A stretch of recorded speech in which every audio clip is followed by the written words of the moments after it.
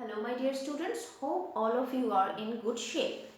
Today we will be discussing a new chapter, a poem written by Sarojini Naidu. The name of the poem is, as you can see, that in the Bazaars of Hyderabad.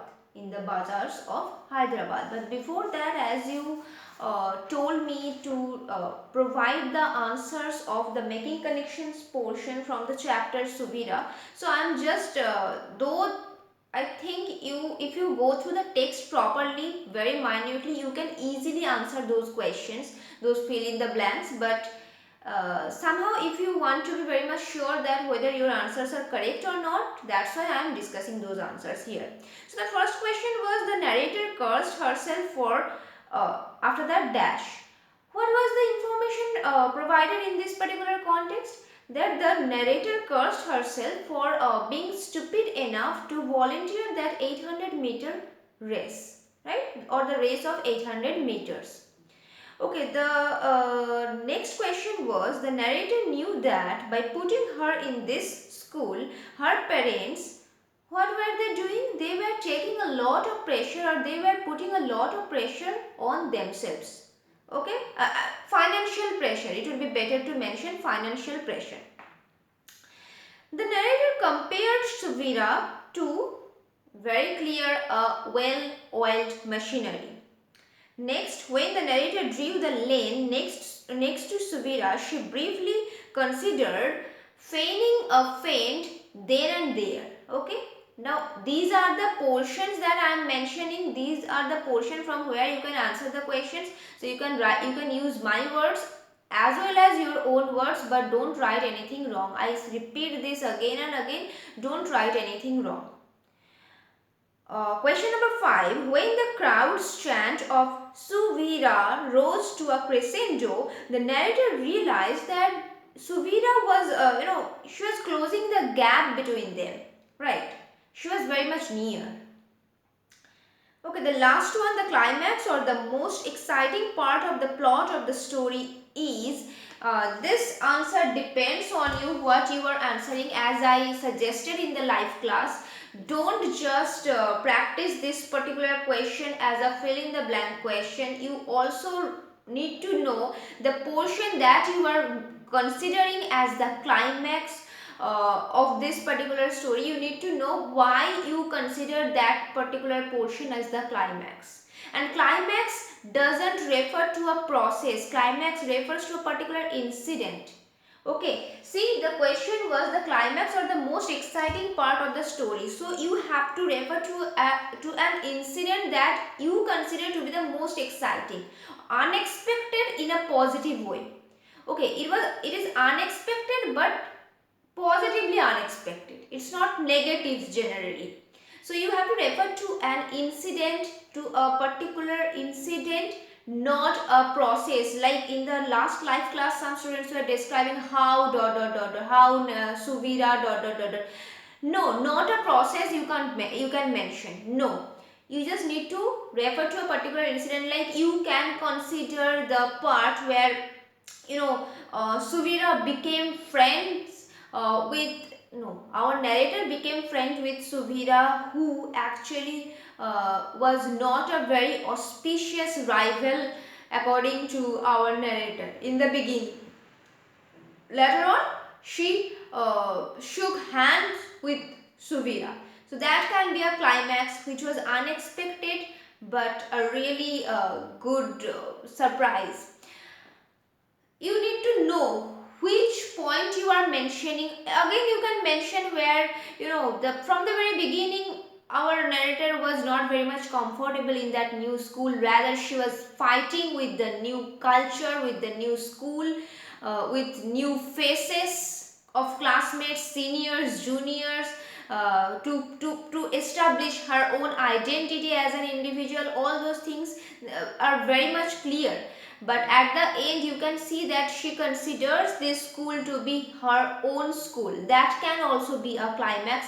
Whatever you mention, whatever you consider to be the climax, you just need to know the legit reasons behind it, why you consider it to be the climax. Okay, that's my point, nothing else.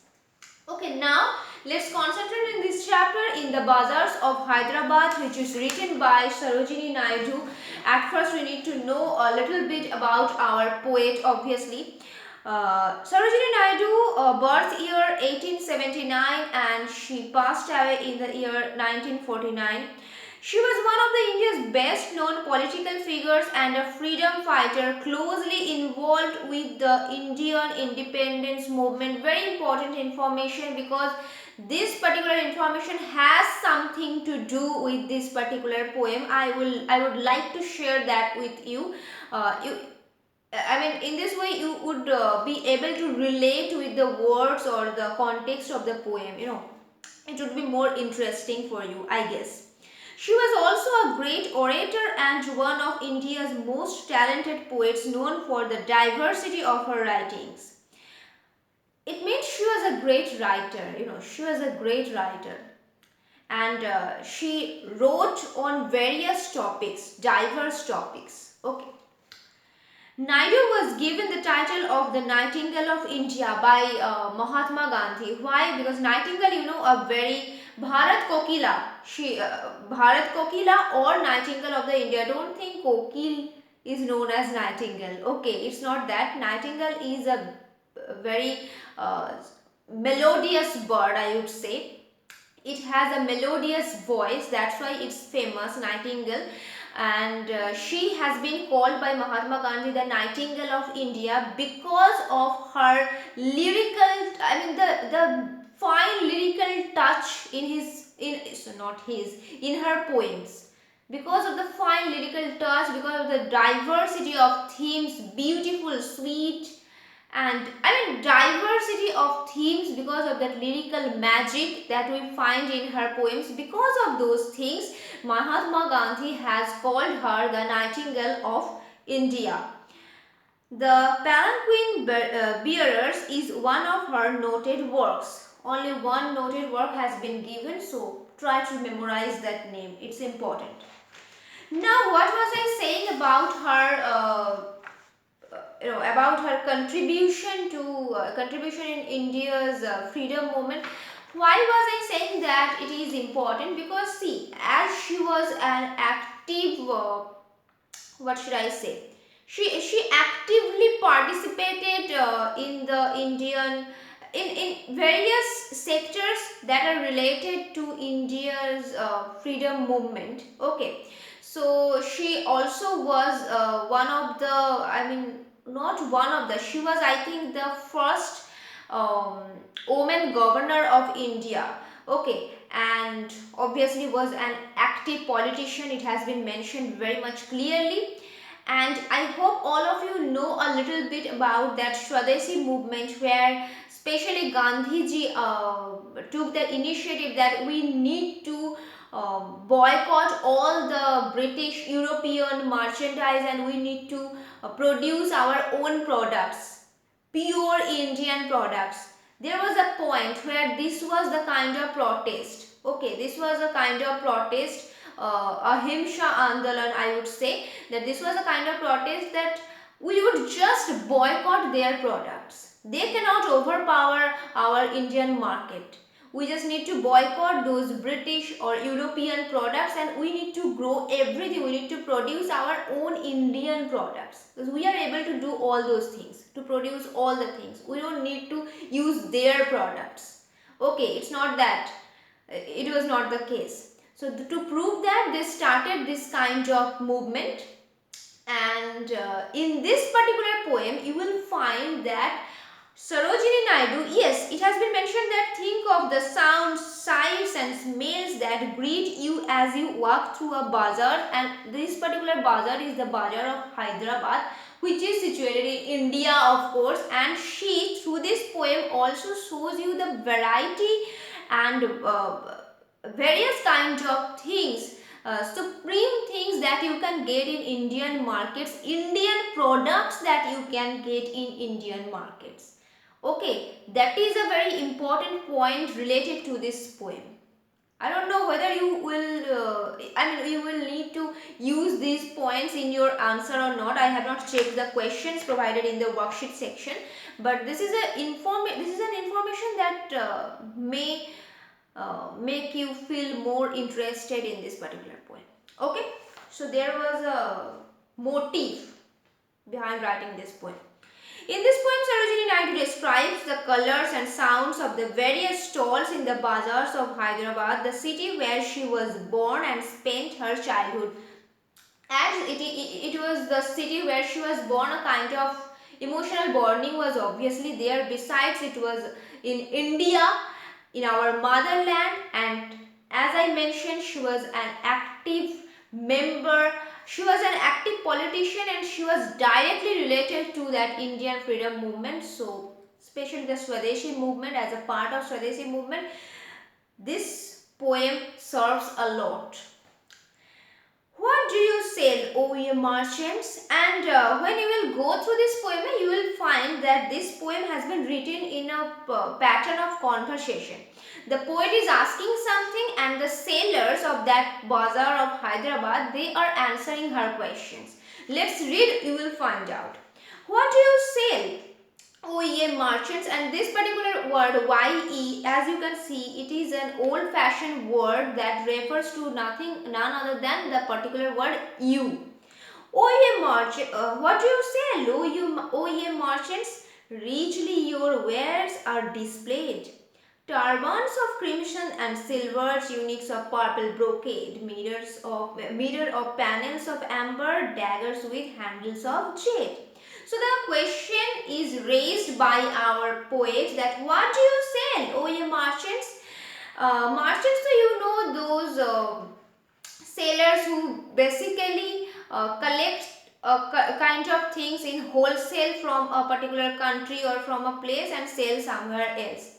Merchants, okay, vendors. What do you sell, O ye merchants? O you merchants, what are you selling? Richly your wares means goods, are displayed. You have displayed those varieties of products that you are selling. What are you selling, by the way? This is the question raised by our poet. Now the merchants are answering. Turbans of crimson and silver, tunics of purple brocade, mirror with panels of amber. Amber means a honey yellow kind of material, that antique material that we use to make jewelry and sometimes the frame of any thing, that kind of thing. Okay, daggers with handle of jade. Now jade meaning has been given, I think it's a green colored material. Yes, that is also used in the making of jewelry and ornaments. Okay, amber, jade, these are used in the jewelry, in the making of jewelry, ornaments, these kind of things.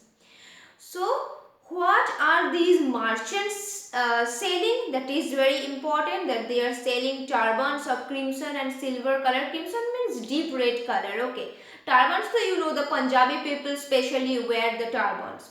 And tunics of purple brocade. Tunics are loose kind of dress. Tunics of purple brocade. Brocade is a thick material where you will find that heavy fabric.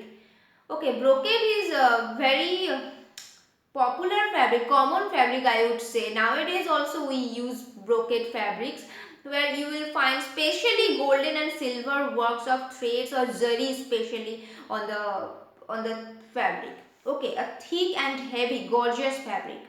Mirror with panels of amber. So the mirrors are made with the panels of amber, that yellow honey color on material.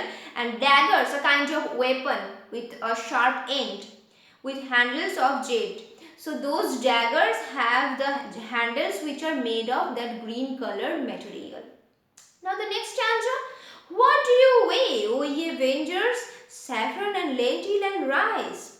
What do you grind, O ye maidens? Sandalwood, henna and spice. So now she is asking the vendors what are they weighing. They are answering that they are weighing saffron and lentil. Lentil, you know, I hope, a kind of pulse, and rice. And these maidens, those young women sailors, they are what? They are grinding, they are crushing sandalwood, henna and spice. These are now, I would say you need to go through this poem very minutely. So many short questions or so many details are there. So many details are there and these questions can be asked. Okay. So what are the maidens selling? What are the merchants selling? You have to be very much accurate and very much careful about this. Okay, next, what do you call? Oh, yeah, peddlers. Peddlers means some salesmen sell things by traveling here and there. Those traveling salesmen have been referred to as peddlers. Chessmen and ivory dice. Those games. Chessmen and ivory dice. What do you make? Oh, yeah, goldsmiths. Goldsmiths means who make a person who makes gold ornaments. Okay, any kind of articles made of gold. Not only ornaments, any kind of article made of gold. So what do you make? Oh, yeah, goldsmiths. Wristlet and anklet and ring. Bells for the feet of blue pigeons, frail as a dragonfly's wing. Girdles of gold for the dancers, scabbards of gold for the king. So what? They make a lot of things. Okay, this whole stanza describes them. So what does the goldsmith or what do the goldsmiths make? They make wristlet, bracelet kind of thing, and anklet and ring, and they also make bells for the feet of blue pigeons. When you have pigeons at your home, generally in the villages you will find such scenes. They use anklets, little very thin anklets. See, frail as a dragonfly's wing. Frail means here not weak, very fine. I would say very fine. Frail. Frail means not weak. Weak anklet, it doesn't mean anything. It means very thin and very delicate. Very delicate. Yes, delicate is the appropriate word here. Delicate, thin kind of anklet for the pigeons. What? Pigeons' feet. Okay. To decorate those pigeons' feet.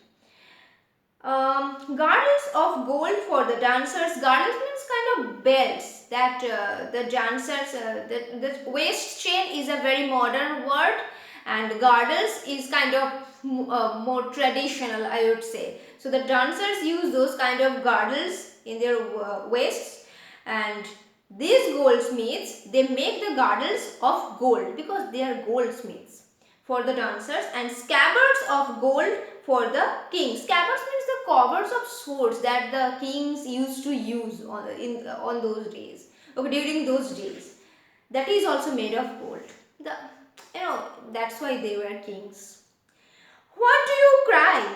Oh, ye fruit men. Cry means what? Not this cry. Here, cry means they are shouting. Why they are shouting? They are calling the names of fruits. Do you want this fruit? Do you want that fruit? That kind of thing. Citron, pomegranate and plum. Citron, citrus fruit means lemon, a fruit like lemon. Okay. So the fruit men, they are selling these fruits. What do you play, oh musicians? Sitar, sarangi and drum. You know the names of these musical instruments, I'm sure. What do you chant, oh magicians? Spells for the aeons to come. Aeons means an eternal power. Okay. So whenever the poet is asking something to those merchants, various kind of sailors, magicians, they are answering they are answering what they are doing. So you cannot mix one's action with another's. Okay, you cannot just mingle one's action with another's. So that is why I am saying you have to be very, very careful. Like if I ask you what were the fruit men selling, you cannot just say pomegranate, plum and grapes. No, you have to be very accurate because they have answered properly. So you have to also answer properly. Okay. Now, what do you wave, O ye flower girls, with tassels of azure and red? Crowns for the brow of a bridegroom. Here brow means not forehead. Okay, here brow means forehead, not these brows. Chaplets to garland his bed. Sheets of white blossoms new garnered to perfume the sleep of the dead. What do you wave, O ye flower girls? Now there are some flower girls who are selling flowers, some ornaments made of flowers. What are they selling? With tassels of azure and red. See, tassels meaning has been given. A bunch of threads that are tied together at one end and hung from the cushions, curtains, clothes, etc. as a decoration. And azure means the bright blue color. So they are selling something which has the tassels of bright blue color and also of red color. Okay. Sometimes the girls will be more aware of this. There are some necklaces which have a locket here, and this portion doesn't have a kind of metal thing. This portion kind of, thread works. I mean, threads are there nowadays. They are much in market. So those things, those thread like things, that is called tassel. Okay, that is called tassel, which is not made of metal. Basically thread, wool, that kind of things are used to make tassels. Anyway, and what is the color of those tassels? Here in this poem, bright blue color means azure and red. Crowns for the brow of a bridegroom, chaplets to garland his bed. See, strings of flowers. When a bridegroom, crowns for the brow of a bridegroom, they wear not on the day of marriage. They wear something here that is made of flowers. Nowadays people use so many things made of metal, gold and any other metal, but it was a tradition. And nowadays also some people are there, even now some people are there who use the ornaments made of flowers. Here they wear something like that. So that they are making. Who are making? Those flower girls. And chaplets to garland his bed. That reception bed, we decorate the bed with strings of flowers. I'm sure you have seen it. I'm sure all of you have seen it. You let me know in the live class whether you can relate that thing, what I'm talking about, what the poet is talking about. Okay.